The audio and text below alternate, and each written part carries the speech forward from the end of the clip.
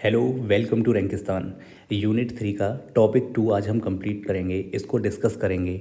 आज हम एक ऐसा टॉपिक पढ़ेंगे जिसमें आप बैलेंस डाइट समझेंगे, आरडीए, बेसल एनर्जी मेटाबॉलिज्म और कुछ इंपॉर्टेंट कैलकुलेशंस जैसे बीवी, एनपीयू, पीईआर, बीएमआर, बीएमआई। न केवल आप इनको समझेंगे एग्ज़ाम पॉइंट ऑफ व्यू से, उसके बाद आप इनको रियल लाइफ में भी अप्लाई कर पाएंगे। जैसे आप अपना बीएमआई निकालना चाहेंगे, बॉडी मास इंडेक्स, तो निकाल पाएंगे, मेरा निकाल पाएंगे, किसी का भी निकाल पाएंगे आप। ठीक है, चलिए। तो एक्चुअल में ये न्यूट्रिशंस और मेटाबॉलिज्म, इसके अंदर ये टॉपिक हम पढ़ते हैं। ठीक है, हमने अभी इससे पहले न्यूट्रिशंस, फूड क्या होता है, उसके कंपोनेंट्स हमने इससे पहले वाले टॉपिक में पढ़े थे। Protein, carbohydrate, fat, macronutrient, micronutrient, उनको हमने समझ लिया था। यहाँ आपको अलग पॉइंट ऑफ व्यू से इसको पढ़ना है। ठीक है, बाकी बहुत सारे लोगों ने इसको सेम वही बोल के छोड़ दिया है, बोला है कि ये तो हम यूनिट 1 में पढ़ चुके हैं, लेकिन वहाँ इसका ऑब्जेक्टिव अलग था, यहाँ अलग है। जैसे मैं आपको अपने लेक्चर में कितना परसेंट देता हूँ, आप कितना परसेंट गेन करते हैं। ठीक है, और गेन करने वाला जो है आपके पास, उसमें से आप कितना परसेंट उसको अप्लाई करते हैं। ठीक है, और उस अप्लाई किए हुए में से कितना परसेंट से आपकी ओवरऑल जो तैयारी है या फिर आपकी ओवरऑल जो पर्सनैलिटी है उसमें कितना इम्प्रूवमेंट आता है। अगर आपने इस छोटी सी बात को समझ लिया तो समझ लीजिए सेम इसी कॉन्सेप्ट पे हमारा ये टॉपिक चलने वाला है। ठीक है, तो चलिए शुरू करते हैं। बैलेंस डाइट क्या होता है? बहुत आसान है। यहाँ जो चीज़ें लिखी हुई हैं इनको तो आप पढ़ना ही, मैं आपको बहुत आसान भाषा में, बहुत बेसिक तरीके से ये सारी चीज़ें समझाने वाला हूँ। ठीक है, बैलेंस डाइट का मतलब होता है बेटा एक ऐसी थाली जिसमें हर टाइप का न्यूट्रिएंट हो, कार्बोहाइड्रेट, प्रोटीन, फैट, विटामिन भी हों, मिनरल्स, और उसमें पानी भी होना चाहिए, और फाइबर तो बिल्कुल होने चाहिए। तो बिल्कुल एकदम राइट क्वांटिटी में भी होने चाहिए। ऐसा नहीं है कोई चीज़ ज़्यादा हो कोई कम हो। आप ऐसे सोचिए कि अगर कोई क्रिकेट टीम है, इसमें सिर्फ हमने बैट्समैन को ले लिया है, बॉलर नहीं लिए हैं, या फील्डर्स नहीं लिए हैं, या फिर हमने जो ऑलराउंडर्स होते हैं उनको नहीं लिए, तो टीम हार जाएगी। वैसे ही बॉडी में सिर्फ एक न्यूट्रिएंट अगर आप ले रहे हैं, जैसे आप बोले सर मैं तो प्रॉपर प्रोटीन लेता हूँ, सर मैं तो प्रॉपर कार्बोहाइड्रेट लेता हूँ, लेकिन आप मिनरल्स नहीं ले रहे हैं, पानी की क्वांटिटी को जितना चाहिए उतनी आप कंज्यूम नहीं कर रहे हैं, ठीक है, तो फिर क्या होगा, आपकी हेल्थ भी हार जाएगी, फेल हो जाएगी उस टीम की तरह। ठीक है, तो बेसिक सी बात है, ये आप समझ गए होंगे। चलिए, ये यहाँ पे FAO और WHO की डेफिनेशन दी हुई है, बहुत बेसिक है, जो मैंने आपको बताया केवल वही है इसमें। ठीक है, चलिए तो आगे बढ़ते हैं। बोलता है ऑब्जेक्टिव ऑफ बैलेंस डाइट के क्या क्या होते हैं, बताइए। तो आप आसानी से बता सकते हो क्या हो सकते हैं। देखिए, supply energy in the right quantity of daily activities, daily जितनी भी आप एक्टिविटीज़ करते हैं, और मेटाबॉलिज्म के लिए पर्याप्त एनर्जी आपके पास होनी चाहिए। ठीक है, आपको इसेंशियल जो अमीनो एसिड्स हैं, फैटी एसिड्स हैं, विटामिन है और खनिज, ये आपको प्रॉपर बॉडी को मिलते रहने चाहिए। न्यूट्रिएंट होते हैं, उनकी कमी से होने वाली डिसीज़ जैसे रिकेटस, एनीमिया, ये सारे के सारे आपको नहीं होने चाहिए, इनसे बचाना इसका काम है। Avoid excess intake leading to obesity, लेकिन अगर आप ज़्यादा खाते हैं तो ओबेसिटी यानी कि मोटापा, और आपको डायबिटीज़ और हाइपरटेंशन यानी कि ब्लड प्रेशर की प्रॉब्लम आपको हो जाएगी, उससे बचाना इसका मेन काम है। Maintain optimal body weight and immune function, आपका वजन एक उचित अनुपात में होना चाहिए, और आपका इम्यून सिस्टम आपका मजबूत रहना चाहिए, जिससे आप छोटी मोटी बीमारियों से परेशान ना हो, बीमार ना हो।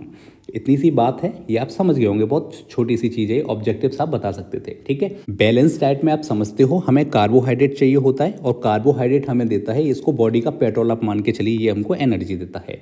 राइस से, रोटी, ब्रेड, इनसे हमको ये प्राप्त होता है। हम प्रोटीन लेते हैं, ये एक तरह से मान के चलिए ग्रोथ और रिपेयर के लिए काम करता है। बॉडी के ब्रिक्स और सीमेंट, इनको आप मान सकते हो, जो मैं पहले हमेशा ही बताता हूँ। ठीक है, ये क्या करता है बेटा, ग्रोथ एंड रिपेयर में काम करता है। ठीक है, वहीं अगर हम फैट की बात करेंगे तो फैट काम करेगा, इसको बोलते हैं एनर्जी का पावर बैंक। जब आप ये कार्बोहाइड्रेट लेना कम कर देंगे, तब आपकी बॉडी को जो एनर्जी चाहिए वो आपको फैट देता है। इतना आप याद रखेंगे, ऑयल से, घी से, बटर से, इससे आपको ये प्राप्त होता है। उसके बाद बैलेंस डाइट में हम विटामिन लेते हैं। विटामिन की बात करेंगे, मिनरल्स की बात करेंगे, यहाँ आप लिख लीजिए मिनरल्स भी। विटामिन मिनरल्स हम लेते हैं, ये बॉडी के एक तरीके से मेंटेनेंस वर्कर आप इनको कह सकते हो। ठीक है, बॉडी को क्या करते हैं, प्रोटेक्टिव रखते हैं, ये आप याद रखेंगे। कोई चीज़ छोटी मोटी है जो डिसफंक्शन हो गई तो उसको सही करने का काम आपका विटामिन और मिनरल्स का होता है। आप फ्रूट से और वेजीज, जो पत्तेदार सब्जियां रहती हैं, लीफी वेजिटेबल्स, उनसे आप इनको प्राप्त कर सकते हो। बाकी हम फाइबर भी अपने खाने में करते हैं, तभी हम इसको बैलेंस डाइट बोलेंगे। और ये जो फाइबर है, इसको आप कह सकते हो एक तरीके से बॉडी का एक क्लीनिंग ब्रश है ये। ठीक है, और ये कहाँ से मिलेगा सर? ये आपको होल ग्रेन से मिलेगा और इसके बाद सैलेड से मिलता है ना, और होल ग्रेन से मिलता है। इसके अलावा वाटर इनटेक हम करते हैं, पानी भी होना चाहिए हमारी डाइट में। जो क्या होता है, ये बॉडी के ट्रांसपोर्टेशन सिस्टम का काम करता है। पानी का ही ये काम है कि इन सारी चीज़ों को बराबर अनुपात में एब्जॉर्ब करना है बॉडी में और इसको पूरी बॉडी के हर हिस्से तक इसको लेकर के जाना है। ठीक है, चलिए अब आपसे ये पूछ सकता है बेटा कि 7 कंपोनेंट्स बताइए फूड्स के, और आपके याद कर सकते हो car, pro, fat, vitamin, minerals, water और फाइबर। याद कर सकते हो ऐसे। कार चलाने में आप प्रो हो तो कार्बोहाइड्रेट और प्रोटीन हो जाएगा। फैट वैट आप कम खाते हो तो फैट से फैटी हो जाएगा, और वैट से आप विटामिन याद रख सकते हो। और मिनिमम वाटर आप हमेशा लेते हो तो मिनिमम से मिनरल, और वाटर से तो वाटर हो ही जाएगा। ठीक है, और फालतू की बातें नहीं करते हो तो फाइबर आप यहाँ पे याद कर सकते हो। ये मैं आपसे बता रहा हूँ, ये आपसे इस तरह से सवाल पूछा जा सकता है कि इनमें से कौन सा पेयर है जिसमें 7 कंपोनेंट्स ऑफ फूड हैं ऐसे। ठीक है, तो एक पेयर दे देते हैं, उसमें से आपको यहाँ से फाइबर निकाल के कुछ और लिख देगा, विटामिन निकाल के कुछ और लिख देगा। तो ऐसे करके आप याद रख सकते हो। इन 7 कंपोनेंट्स को आपको हमेशा याद रखना है। इनमें से 3 हैं आपके मैक्रोन्यूट्रिएंट हैं और 4 इनमें से आपके माइक्रोन्यूट्रिएंट हैं। ऑब्जेक्टिव्स हमने देख लिए। इसके बाद component of balance diet, same वही चीज़ जो मैंने अभी आपको बताई है, सेम यहाँ लिखा हुआ है, देख लीजिए। ठीक है, कार्बोहाइड्रेट से 55 to 60% एनर्जी हमको मिलनी चाहिए, ये मैं आपको बता चुका हूँ पहले, और फैट से 20 to 30% एनर्जी आपको मिलनी चाहिए। ठीक है, ये सारे के सारे यहाँ लिखे हुए हैं, इनको आप एक बार पढ़ लेना है। अब इसके बाद हम यहाँ पे देखते हैं कि डाइट प्लानिंग प्रिंसिपल्स, ICMR। ये बहुत होशियार लोग होते हैं और इन लोगों ने यहाँ पे कुछ गाइडलाइंस लिखी हैं कि ये डाइट प्लानिंग कैसी होनी चाहिए आपकी। ठीक है, अब देखिए यहाँ पे energy from serial and millets 55 to 60% आपके पास होनी चाहिए। ठीक है, वहीं आपकी protein from pulses, milk, eggs and meat, इनसे इनको 10 to 15% आपको मिलनी चाहिए प्रोटीन। फैट ऑयल्स की बात करेंगे तो 20 to 30% होना चाहिए। Fruits and vegetables at least 400 gram per day आपको लेना चाहिए। ठीक है, वहीं पे अगर केवल फ्रूट्स की बात करेंगे 100 ग्राम, और यहाँ वेजिटेबल्स 300, इसलिए 400 ग्राम पर डे बोला है। सॉल्ट इनटेक आपका 5 ग्राम पर डे है ना, और शुगर 25 ग्राम पर डे, इतना एटलीस्ट आपके पास होना चाहिए। ऐसा बोलते हैं डाइट प्लानिंग प्रिंसिपल्स, ये ICMR वाले। ठीक है, चलिए ये यहाँ हिंदी में लिखा हुआ है, ये भी आप यहाँ देख सकते हो। ठीक है, अब इसके बाद आते हैं फूड पिरामिड। ये आपके टॉपिक में तो नहीं दिया है सिलेबस में, बट मैंने इसको आपको यहाँ लिख दिया है क्योंकि ये एक्चुअल में इसी टॉपिक से जुड़ा हुआ एक सब टॉपिक है। आप लोगों ने अगर कभी एनवायरनमेंट को पढ़ा है तो आपने देखा होगा एनर्जी पिरामिड्स बनते हैं, है ना, नंबर्स के पिरामिड बनते हैं। तो ऐसे ही यहाँ पे फूड पिरामिड एक बना हुआ है। इसको देखिए, मेनली पहले तो ये 4 सेक्शंस में बटा होता है। यहाँ पे 1, 2, 3 एंड अपर वाला 4। ठीक है, यहाँ पे इसका एरिया आप देख रहे हैं, आधार बेस इसका यहाँ पे काफ़ी ब्रॉड है, चौड़ा है। इसका मतलब कि आपको इनको ज़्यादा इंटेक करना है। यहाँ पे ब्रेड, सीरियल्स, अनाज ये होते हैं, ये इसमें आते हैं। उसके बाद आता है सेकंड नंबर पे, जो इससे थोड़ा सा कम है, जो फ्रूट्स एंड वेजिटेबल्स को इंडिकेट करता है, यानी कि सेकंड नंबर पे आपका इंटेक इनका ज़्यादा होना चाहिए। थर्ड नंबर पे आता है मीट, फिश, एग, इनका आता है, तो ये थर्ड नंबर पे आपको इंटेक करना है। और फैट, ऑयल्स एंड स्वीट्स, इसको आपको सबसे कम इंटेक करना है, ये इंडिकेट करता है। तो 4 सेक्शंस में फूड पिरामिड्स को यहाँ पे बनाया गया है। ठीक है, देखिए अगर आपको परसेंटेज ही देखना है तो आप यहाँ पे देख सकते हो। देखिए ब्रेड, सीरियल, पास्ता, ये 30% आपके खाने में ये यहाँ से मिलना चाहिए आपको। जैसे आप मान के चलिए कि आप 100% आप खाना खा रहे हैं। ठीक है, इसमें आपके पास सीरियल्स या अनाज होने चाहिए। 25% और 20%, ये दोनों को देखिए, यहाँ पे दोनों एक ही सेक्शन में है, लेकिन क्योंकि यहाँ परसेंटेज में बताया गया है, ऊपर भी अभी हमने परसेंटेज में ही पढ़ा था, ICMR ने जो बताया था गाइडलाइन में, तो ये 20% और 25% आपके पास ये होने चाहिए आपकी खाने में, डाइट में। ठीक है, उसके बाद ये 2 सेक्शन हो गए, 2 और ये 1 सेक्शन हो गया। थर्ड सेक्शन में आप देखेंगे मीट, फिश एंड एग, 50% आपके खाने की प्लेट में ये होना चाहिए, और 10% आपके पास ऑयल, शुगर, स्वीट्स ये होने चाहिए। ठीक है, तो ये फूड पिरामिड है। यहाँ से सवाल आ सकता है, अगर पूछेगा तो ऐसे पूछ लेगा, बताइए फूड पिरामिड में जो टॉप है वो किसको इंडिकेट करता है। ठीक है, तो आप बता देंगे सर फैट, ऑयल, शुगर को करता है, और ये परसेंटेज भी आपसे पूछ सकता है। ठीक है, आपसे पूछ सकता है कि बेस किसको इंडिकेट करता है, तब आप बता देंगे कि इस ग्रेन एंड सीरियल्स को करता है, और ये लार्जेस्ट पोर्शन होता है। ठीक है, इस तरह से आप इसको ध्यान रखना, मैंने आपको यहाँ बना के बता दिया है। चलिए जी, अब आता है हमारा सेकेंड सब टॉपिक, जिसका नाम है RDA, जिसको बोलते हैं रिकमेंडेड डाइटरी अलाउंसेस। कुछ नहीं है बेटा, RDA का मतलब है रोजाना कितना खाना चाहिए ताकि 97 to 98% लोग हेल्दी रहें। ये फिक्स नहीं होता है बेटा, याद रखना। ये आपकी एज पे, आपके जेंडर पे, आपकी जो डेली एक्टिविटीज़ हैं आप क्या करते हैं उस पर भी डिपेंड करता है, ठीक है। जैसे डॉक्टर दवा का डोज लिखता है ना, दिन में 2 बार खाना है, वैसे ही न्यूट्रिशन साइंटिस्ट हमारे लिए लिखते हैं कि दिन में कितना प्रोटीन, कितनी एनर्जी आपको खानी चाहिए। तो ये RDA इसी को हम बोलते हैं। ये यहाँ डेफिनेशन यहाँ पे आ गई आपकी, ठीक है। ये ICMR NIN ये होशियार लोगों ने ये हमारे लिए लिखा है, ठीक है। तो इनकी बात को हमें सुनना चाहिए, मानना चाहिए, सीखना चाहिए, ठीक। सबसे पहले यूजेस ऑफ RDA क्या है, बहुत इंपॉर्टेंट नहीं है, केवल एक बार इनको रीड कर लेना। एग्जाम में यहाँ से आने के चांसेस कम हैं। अगर ये आपका डिस्क्रिप्टिव पेपर होता तब यहाँ से आ सकते थे, बट ऑब्जेक्टिव है, इसमें आने के चांसेस नहीं हैं, ठीक है। पॉलिसी मेकिंग में हेल्प करता है भैया कि कितना खाना सबको देना है, तो उसके हिसाब से सरकार बजट अलाउंस करती है। आपको पता होगा सेना का राशन देना है, अस्पतालों में भेजना है, मिड डे मील खाना देना है। न्यूट्रिशन असेसमेंट, ये पता चलता है कि प्रति व्यक्ति कितना देना है, ये समझ आता है। फूड लेबलिंग का पता चलता है कि डेली हम कितना जो खाना दे रहे हैं उसमें कितना क्या परसेंटेज है, ये पता चलता है। इसके अलावा रिसर्च में भी हेल्प होती है कि कितनी पॉपुलेशन के लिए कितना खाना हमको चाहिए, ये सारी चीज़ें, ठीक है। बाकी अच्छा, फैक्टर्स अफेक्टिंग RDA। अब देखिए RDA को प्रभावित करने वाले कुछ कारक हैं जो मैंने अभी अभी आपको बताया। ये फिजियोलॉजिकल, इस पर डिपेंड करते हैं, बिल्कुल ये इसको इफेक्ट करता है। अगर एज अलग है, अगर आपका जेंडर सेक्स अलग है, या फिर कोई प्रेग्नेंट है, और या फिर लैक्टेशन, मैंने बताया कि लैक्टिक जो दूध पिलाने वाली जो वुमेन होंगी उनको अलग, और जो प्रेग्नेंट होंगी उनको अलग न्यूट्रिशंस दिए जाते हैं। Body size, larger body need more nutrients, simple बात है, ठीक है।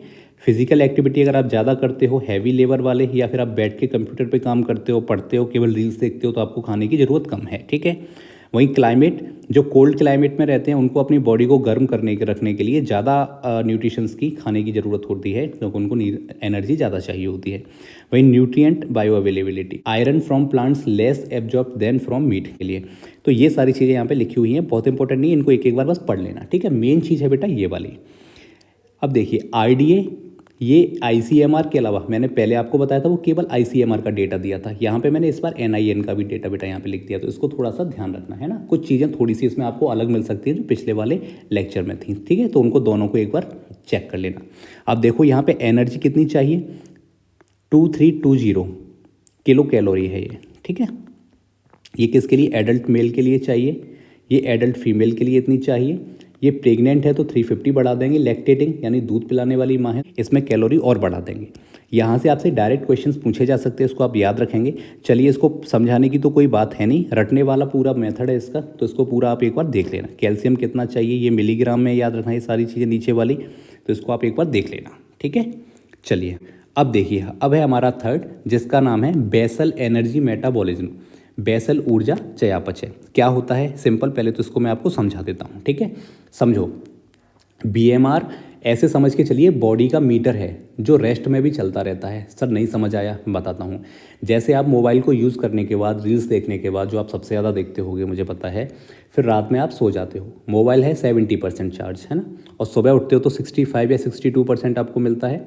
तो यानी स्टैंड बाई पे आपका मोबाइल मोड पे है, उसके बाद भी बैटरी उसकी लगातार खर्च होती रहती है, क्योंकि कई सारी बैकग्राउंड में चीज़ें उसके चलती रहती हैं। सेम यही कंडीशन आपके साथ होती है। जैसे आप जब सो जाते हो उसके बाद भी हार्ट धड़क रहा है, आपका हार्ट बीट चल रही हैं, लंग्स आपके फेफड़े काम कर रहे हैं, आप सांसें ले रहे हो, ब्रेन आपका काम कर रहा है, जो आप हसीन सपने रात में देख रहे हो, वो सारी चीज़, तो इन सब में बेटा लगती है एनर्जी। तो आपके बैकग्राउंड में जो एनर्जी चलती रहती है, एक्चुअल में वही BMR होता है, यानी कि बेसल एनर्जी मेटाबॉलिज्म। इतना आपको समझ आ गया होगा, छोटी सी चीज़ है। अब देखो, ये आपने देख लिया कि कौन कौन से फंक्शंस काम करते रहते हैं जिसमें BMR जो हमारा काम करता है, ठीक है। चलिए, अब फैक्टर्स कौन कौन से हैं जो इसको अफेक्ट करते हैं। सिंपल सी बात है, एग्जांपल के लिए जैसे कि एज।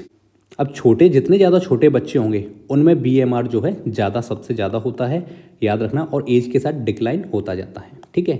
सिंपल सी बात है, यानी मेरा कहने का मतलब है बैकग्राउंड में एनर्जी किसकी ज़्यादा खर्च हो रही है, इतना समझ लो। छोटे बच्चे हैं उनकी ज़्यादा, वो चलता रहता है ना उनका दिमाग कि अभी जैसे ही उठूंगा, उठते ही कौन सा ऊधम मचाना है, कैसे परेशान करना है, कैसे रोना है, क्या चीज़ फेंकनी है, उठानी है। एग्जाम्पल के लिए बता रहा हूँ, ऐसा कुछ नहीं, लेकिन बच्चों में ही ज़्यादा होता है। बाकी जेंडर में अगर आप देखेंगे तो मेन में ज़्यादा होता है, 5 to 10% हायर होता है BMR कंपेयर टू जो वुमेन होती हैं उनके। ये सवाल आपसे पूछे जा सकते हैं और आप इनको लगा के आना, बहुत आसान है, यहाँ से क्वेश्चंस फ्री के मिल रहे हैं आपको। बॉडी कंपोजिशन में देखेंगे, जिसके मसल्स ज़्यादा होंगे उसमें बीएमआर ज़्यादा होगा, ठीक है, यानी कि उसकी बैकग्राउंड में एनर्जी उसकी ज़्यादा खर्च होती होगी।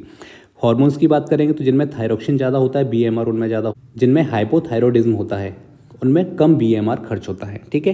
टेम्परेचर की बात करेंगे तो कोल्ड में या फीवर में बीएमआर ज़्यादा होता है, जहाँ पे गर्म एनवायरनमेंट रहता है वहाँ पे बीएमआर कम होता है। कोल्ड में इसलिए क्योंकि बॉडी को लगातार गर्म रखना रहता है, ये बॉडी का ही काम है। जेनेटिकली देखेंगे तो some people naturally have higher, ये लास्ट वाला है आनुवंशिक, ये वाला भी कुछ नेचुरली होता है, कुछ लोगों में बीएमआर ज़्यादा खर्च होता है, कुछ लोगों में कम होता है। तो ये आप याद रखें, बीएमआर आपको समझ आ गया होगा, बहुत छोटी सी चीज़ है, ठीक है। चलिए, एनर्जी एक्सपेंडिचर कंपोनेंट्स किस किस में होता है, तो सबसे पहले यहाँ पे लिखा है बेसल मेटाबॉलिज्म यानी कि बीएमआर। ये टोटल डेली जो एनर्जी आपकी है उसका 50 to 70% इसका खर्च होता है, ठीक है, सिंपल है। फिजिकल एक्टिविटी में 20 to 40% खर्च होता है। वहीं thermic effect of food TEF यानी खाने से जो एनर्जी उसको मिल रही है वो 55 to 10% आपका जो है डेली एक्सपेंडिचर यहाँ पे होता है आपका, ठीक है। ये ऊर्जा का व्यय है, किस में कितना जा रहा है ये याद रखना, क्योंकि ये एज पे, क्लाइमेट पे, इन सब पे और जेंडर पे या आपकी डेली फिजिकल एक्टिविटीज़ कितनी होती हैं उसके आधार पे ये सारी चीज़ें अलग अलग होती हैं, ये आप याद रखेंगे, ठीक है। चलिए, इसके अलावा यहाँ देखते हैं प्रोटीन क्वांटिटी। अच्छा, एक चीज़ और मैं आपको बता देता हूँ, यहाँ नोट्स में नहीं लिखा है, वो मैं आपको यहाँ लिख देता हूँ, ठीक है। एक फार्मूला होता है बीएमआर निकालने के लिए, लिख देता हूँ मैं आपको यहाँ पे, इसमें आया नहीं है। इसको बोलते हैं हम Harris Benedict test, Harris Benedict formula, ठीक है। कैसे, मेल के लिए अलग है और फीमेल के लिए अलग है, ताकि आप याद रखना 66.5 प्लस ब्रैकेट में आपको लिखना है 13.75 इंटू डब्ल्यू। ये डब्ल्यू यहाँ पे वेट है ना, जिसका वेट होगा उसको यहाँ पे लिख देंगे जितना होगा उसमें, 5.003 मल्टीप्लाई एच माने हाइट, ठीक है। अच्छा, इसको फीमेल वाले को हटा देता हूँ, थोड़ा सा कुछ और हो गया ये। चलिए, तो ये हो गया। इसके अलावा ये हाइट, फिर इसमें से हम माइनस करते हैं यहाँ पे जो आपकी एज होती है वो 6.75 इंटू ए, इसको इसमें से माइनस करना है एज को, ठीक है। वहीं वुमेन के लिए, अगर फीमेल के लिए बात करेंगे तो थोड़ा सा अलग हो जाएगा। यहाँ पे आपको याद रखना है 655.1 प्लस 9.563 मल्टीप्लाई वेट प्लस यहाँ पे फिर होता है इसका होता है 1.850 मल्टीप्लाई हाइट। फिर से बेटा माइनस आएगा यहाँ पे माइनस, और फिर यहाँ पे आप कोष्टक में यहाँ पे ब्रैकेट में लिखोगे 4.676 मल्टीप्लाई एज। ये तो क्या है सर, हैरिस बेनेडिक्ट, ये एक फॉर्मूला होता है बीएमआर अगर किसी का निकालना है तो मेल के लिए अलग, फीमेल के लिए अलग होता है। अब आप बोलोगे सर एक बार करके दिखा दो, चलो मैं आपके लिए निकालता हूँ। मान के चलिए कोई एक फीमेल है जिसका वेट है बेटा 60 kg, ये तो इसका वेट हो गया, ठीक है, 160 सेंटीमीटर, सिंपल, जैसे कैलकुलेशन आसान हो जाए। ये है उसकी बेटा हाइट, ठीक है, और उसकी एज लिख देते हैं 30, ये उसकी एज हो गई। समझ आया यहाँ तक? अब इसको हमें बीएमआर इसका निकालना है, मान के चलो। कैसे निकालेंगे, देखो कितना लिखा है यहाँ पे 655, ये किसी का भी निकाल सकते हैं, कुछ भी यहाँ पे वैल्यू रख सकते हैं, आप अपना निकाल सकते हो, ठीक है। यहाँ पे लिख देंगे आप 655, ये लिखा है, इसको लिखेंगे पहले 0.1, ठीक है, प्लस देखिए कितना है 9.563 मल्टीप्लाई क्या लिखा है डब्ल्यू मतलब वेट, और वेट यहाँ पे कितना लिखा है हमने 60 kg, 60 कर दिया यहाँ पे, प्लस फिर यहाँ पे आएंगे, फिर लिखेंगे आप 1.850 इंटू हाइट, हाइट कितनी बेटा 160 सेंटीमीटर, ठीक है। अब माइनस करना है हमें, कितना करना है जी 4.676 मल्टीप्लाई एज, एज कितना लिखा हमने शायद 30 लिखा है ना। चलिए, अब इसको हमें कैलकुलेट करना है, तो ये आपका 655.1 हो जाएगा, है ना, प्लस इसको करेंगे तो 6, ठीक है। ये मैंने याद रखना कैलकुलेटर से किया है भैया, खुद से इतनी मेरी फास्ट कैलकुलेशन नहीं है, ठीक है। प्लस अब इसको करके देखता हूँ मैं, ये हो जाएगा आपका 1.8 मल्टीप्लाई 50 इंटू 160, 296 आ रहा है। ये कैलकुलेटर से किया है, फिर से बता रहा हूँ मैं, इतना कैलकुलेशन मेरी फास्ट नहीं है। माइनस इसको करके देखते हैं, आपको समझाने के लिए केवल आपको एग्जांपल दिया है, ठीक है। 30 मल्टीप्लाई बाय 4.67 इंटू 6, बेटा ये आ रहा है आपका माइनस में 140.28, ठीक है। अब देखो इसको पूरा प्रॉपर फिर से करते हैं कैलकुलेट, तब ये आपका आ जाएगा 1384.6 किलो कैलोरी। समझ आया? क्या निकाला हमने? बीएमआर। बीएमआर होता है स्टैंड बाई में एक तरह से आपकी बैकग्राउंड में जो आपकी एनर्जी खर्च हो रही है वो। कोई एक ऐसी महिला जिसका 60 केजी वेट है, 160 सेंटीमीटर उसकी हाइट है और 30 उसकी एज है, उसका अगर हम बीएमआर निकालेंगे तो उसका ये फॉर्मूला से, ये यहाँ फॉर्मूला लिखा हुआ है, इतना उसकी कैलोरी उसकी खर्च हो जाती है सिर्फ सोने में उसकी, है ना। तो ये आप याद रखना, ये आप अपना भी निकाल सकते हो, ठीक है बेटा। चलिए अब हम चलते हैं आगे। अब देखो यहाँ पे लिखा है protein quality and energy calculation. अगर आप इसको देखेंगे तो आपके सिलेबस में ये कहीं आपको देखने को नहीं मिलेगा, ठीक है। लेकिन मैंने इसको लिखा है क्यों? क्योंकि आपके में बीबी पूछा है, बीबी के अलावा आपसे एनपीयू पूछा है, और एनपीयू के अलावा आपसे पीईआर, ये सारी चीज़ें पूछी हैं। तो ये याद रखना, इसके अंदर ही हम इस टॉपिक के अंदर पढ़ते हैं। तो उन्होंने क्या किया है, टॉपिक के अंदर सारे सब टॉपिक्स के नाम डाल रखे हैं, टॉपिक का नाम उन्होंने नहीं लिखा है, तो मैंने इसके अंदर आपको बता रहा हूँ, ठीक है। ये टॉपिक है, इसके अंदर हमको ये सब टॉपिक पढ़ने होते हैं। चलिए तो अब हम लिखते हैं बेटा यहाँ पे सबसे पहले बीवी। बीवी का मतलब होता है बायोलॉजिकल वैल्यू, यहाँ हिंदी में भी लिखा हुआ है। पहले तो समझो कि भी होता क्या है। जैसे मैंने आपको बताया कि मैं आपको 100% अपना दे रहा हूँ, आपके नोट्स में, लेक्चर्स में, एमसीक्यू के लेवल में, सारी चीज़ें 100% आपको दे रहा हूँ। आप उसमें से कितना एब्जॉर्ब कर पा रहे हो, कितना आप उसमें से सीख पा रहे हो, आप अपने दिमाग में कितना रख पा रहे हो, वही है आपका क्या, बीवी, बायोलॉजिकल वैल्यू, ठीक है। लेकिन क्योंकि हम ये प्रोटीन के बॉडी के पॉइंट ऑफ व्यू से पढ़ रहे हैं, ये मैंने सिर्फ आपको एग्जाम्पल दिया है, ठीक है। बायोलॉजिकल वैल्यू ऐसे आप याद रखिए, बीवी का मतलब हो गया कितना प्रोटीन बॉडी यूज कर पा रही है आफ्टर एब्जॉर्प्शन। आपने प्रोटीन लिया, अच्छी बात है, आपकी बॉडी के अंदर डाइजेस्ट होगा डाइजेस्टिव सिस्टम के द्वारा। अब उसका होने के बाद किस में टूटेगा, वो अमीनो एसिड्स में टूटेगा। अमीनो एसिड्स को अब बॉडी कितना एब्जॉर्ब कर पा रही है, यानी ऐसा तो नहीं है वेस्ट मटेरियल के फॉर्म में निकल जा रहा है, बॉडी उसको एब्जॉर्ब नहीं कर पा रही है, उसी को हम बोलते हैं बीवी, ठीक है। इसके बीवी के लिए भी बेटा एक फॉर्मूला होता है, मैं यहाँ पे शॉर्ट में लिख देता हूँ इसको, BV is equal to biological value is equal to, यहाँ पे आप लिखेंगे एन रिटेन्ड, ठीक है, अपॉन में जाएंगे, यहाँ पे लिखेंगे एन एब्जॉर्ब्ड, ठीक है। ये हो गया आपका यहाँ, और मल्टीप्लाई बाय 100, ठीक है। सिंपल जो परसेंटेज है उसका फॉर्मूला एक तरह से मान के चलिए, कितना एब्जॉर्ब हो रहा है वो, और रिटेन कितना हो रहा है वो, ठीक है। अच्छा, आपसे एक सवाल पूछ सकता है, बहुत इस पर लिख लीजिए बेटा, मोस्ट इंपॉर्टेंट। बीवी आपके ये डायरेक्ट आपके सिलेबस में दिया हुआ है, अगर आपने सिलेबस को पढ़ा है तो। एग का होता है बीवी 100, इसका मतलब ये होता है कि जैसे एक अंडे में 6 ग्राम प्रोटीन मैंने आपको बताया था, इसको आपने खाया, ये डाइजेस्ट हुआ और आपकी बॉडी में 6 ग्राम का 6 ग्राम पूरा का पूरा एब्जॉर्ब हो गया, कहीं पे कोई वेस्ट नहीं हुआ, तो इसलिए इसको बोलते हैं कि 100% इसका बीवी हो गया, बायोलॉजिकल वैल्यू हो गया, ठीक है। मिल्क का आपसे पूछ सकता है 84, व्हीट का आपसे पूछ सकता है 64। अब BV is higher for animal proteins than plant proteins. कहने का मतलब क्या है, प्लांट से अगर आप कोई प्रोटीन ले रहे हो, जैसे एग्जांपल के लिए मैंने आपको बताया था कि सोया जो चंक होते हैं, सोयाबीन होती है वो, इसमें मैंने आपको बताया था कि 35 to 45% प्रोटीन होता है, लेकिन आप याद रखिए ये केवल बॉडी में एब्जॉर्ब हो पाती है 20% के आसपास। समझ आया? बाकी जो एनिमल से आप ले रहे हो वो प्रोटीन ज़्यादा मतलब एब्जॉर्ब हो पाती है कंपेयर टू प्लांट प्रोटीन्स के। इतना समझ आ गया आपको? चलिए भाई, हो गया, समझ आ गया तो अच्छी बात है। चलिए ये भी हो गया, ये हिंदी में लिखा हुआ है यहाँ पे बेटा, पढ़ लेना एक बार। चलिए अब आता है हमारा 4.2, जिसमें है NPU, नेट प्रोटीन यूटिलाइजेशन, ठीक है सर। अब इसको बताइए ये क्या होता है। NPU का बेटा सिंपल भाषा में आप मतलब समझिए, कितना प्रोटीन खाने में से बॉडी स्टोर कर रही है। अब जैसे एग्जाम्पल के लिए मैंने आपको क्या बोला बेटा कि 100% मैंने आपको दिया लेक्चर, आपने उसमें से कितना गेन किया, जैसे मान के चलिए आपने उसमें से 50% गेन किया, ठीक है, अच्छी बात है, ये तो आपका हो गया बीवी, यानी कि आपने एब्जॉर्ब कर लिया 50%। अब इस 50% में से कुछ ऐसा होगा जिसको आप भूल जाओगे, और कुछ ऐसा होगा जो हमेशा आपके माइंड में बना रहेगा। मान लेते हैं 20% आपके ब्रेन में ये बचा रहा, तो ऐसे ही जो प्रोटीन आपकी बॉडी ने एब्जॉर्ब कर लिया और उसको स्टोर कर लिया, यानी उसको यूज नहीं किया, उसको स्टोर कर लिया, वो आपका हो जाएगा NPU। मुझे लगता है कि शायद इस एग्जाम्पल से आप समझ पा रहे हैं, ठीक है। फिर से बता रहा हूँ, NPU का मतलब ऐसे मान के चलिए कि कितना प्रोटीन खाने में से बॉडी स्टोर कर रही है, बस सिंपल सी बात है। इसका भी मैं आपको फॉर्मूला बताता हूँ सिंपल अपनी लैंग्वेज में। NPU इज इक्वल टू यहाँ पे N रिटेन्ड, शॉर्ट में लिख रहा हूँ रिटेन्ड को, ठीक है। N का मतलब नाइट्रोजन और रिटेन्ड अपॉन N इनटेक, यानी नाइट्रोजन इनटेक, ठीक है।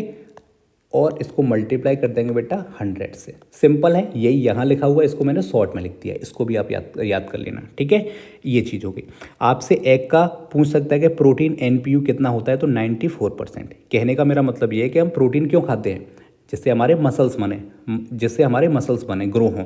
तो याद रखना, जो आपने अंडा खाया 94% आपकी बॉडी में स्टोर हो जाता है, यानी कि मसल्स में कन्वर्ट वो होने लग जाएगा, ठीक है। सिंपल सी बात है एनपीयू की। यह हिंदी में लिखा है, पढ़ लेना हिंदी वाले। चलिए बेटा आगे बढ़ते हैं। यहाँ लिखा है आपका थर्ड है 4.3 प्रोटीन एफिशिएंसी रेशियो, जिसको बोलते हैं पीईआर। मैं अपने मन से यार सारी चीज़ें नहीं लेके आ रहा हूँ, सिलेबस में लिखा हुआ है, और जाने कितने पेड बैच वाले जिन्होंने इसको पढ़ाया भी नहीं है, ठीक है। चलिए, अब पीईआर का क्या मतलब होता है, फिर से वही सिंपल भाषा में बता रहा हूँ आपको।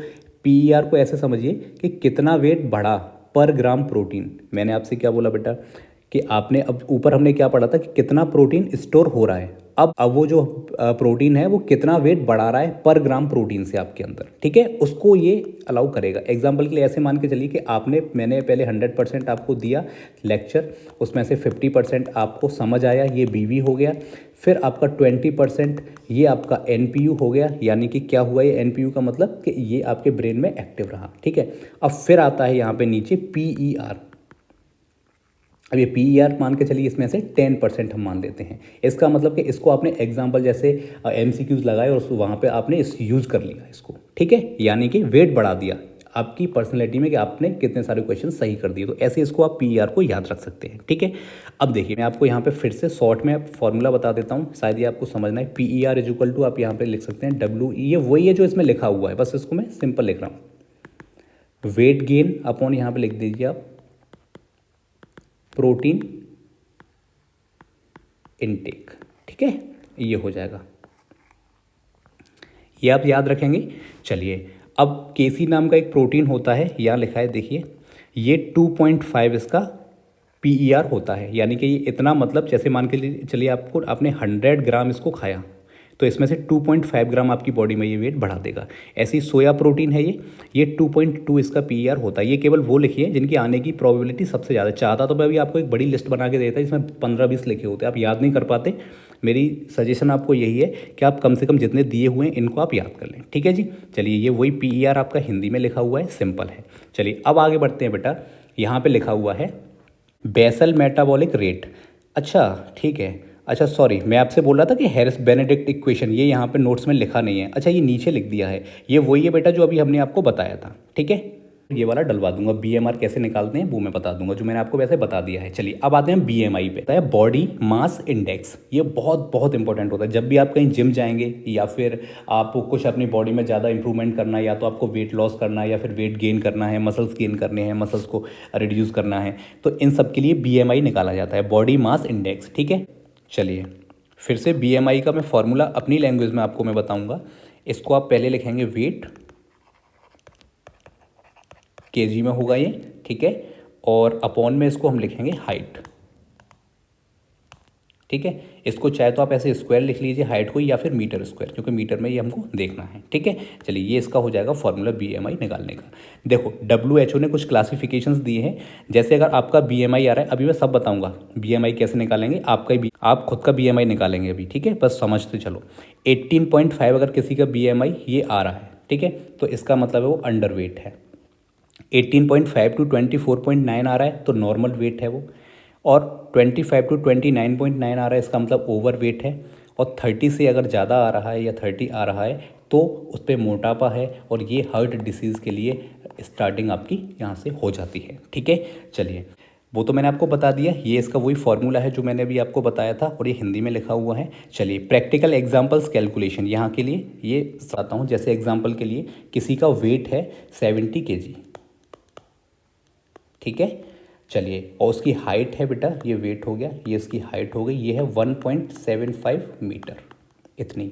अब इसका अगर हम बीएमआई निकालेंगे तो 70, मैंने बताया था जो वेट है उसके नीचे हम इसकी हाइट को लेकर के जाएंगे, तो कितना हो जाएगा 1.75, इसका स्क्वायर हम कर देंगे, ठीक है।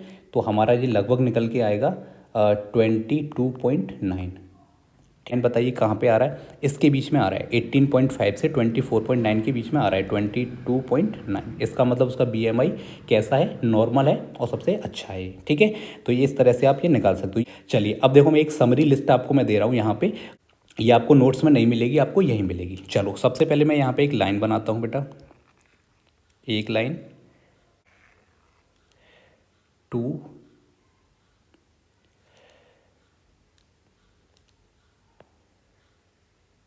4। ठीक है, चलिए इसको हटा देते हैं, हम समझेंगे। यहाँ पे आप लिखेंगे BV बायोलॉजिकल वैल्यू, यहाँ पे हम NPU लिखेंगे। ठीक है, ध्यान से समझना सारी चीज़ें। यहाँ पे हम PER लिखेंगे और यहाँ हम BMR और यहाँ हम लिखेंगे BMI। ठीक है, सारे के आपने कितना % प्रोटीन को एब्जॉर्ब किया, यहाँ पे क्या लिख दूँ, प्रोटीन एब्जॉर्ब। ठीक है, परसेंटेज में कितना किया, समझ में आया। कैसे निकालते हैं इसको sir, N retained upon absorbed into 100। ठीक है, सिंपल सी बात है। अब आप यहाँ पे लिखेंगे एग्जाम्पल एग जिसका होता है 100, समझ आया।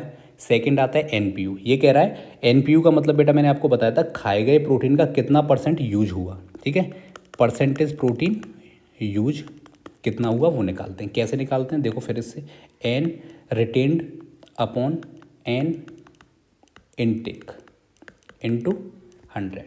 फिर से अगेन एग का कितना बताया था मैंने, 94 आपको बताया था।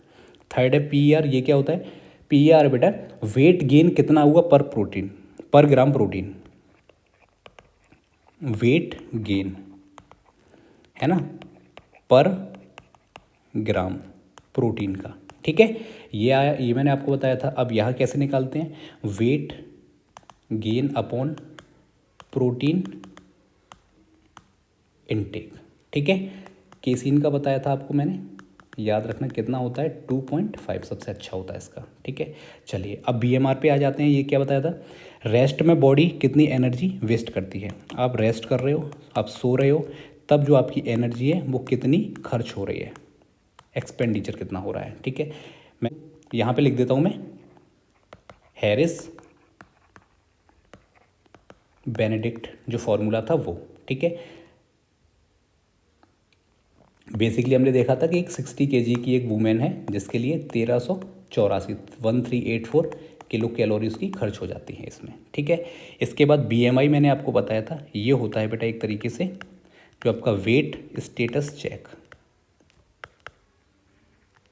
ये आपको देखना होता है। ठीक है, कैसे निकालते हैं, वेट अपॉन हाइट का स्क्वायर यहाँ पे कर दो, इससे निकल जाता है कितना, ये 18.5 से 24.9 कुछ ऐसा ये बताया था। ठीक है, जैसे 22.9 वो एक आया था हमने निकाला था, ये बेस्ट इसका माना जाता है। ठीक है, तो इसको आप देख लेना, एक बार याद कर लेना ये सारी चीज़ें। ठीक है, अच्छा टॉपिक था ये, बहुत शानदार। ये ख़त्म करते हैं इसको। ठीक है, चलिए ओके, थैंक यू।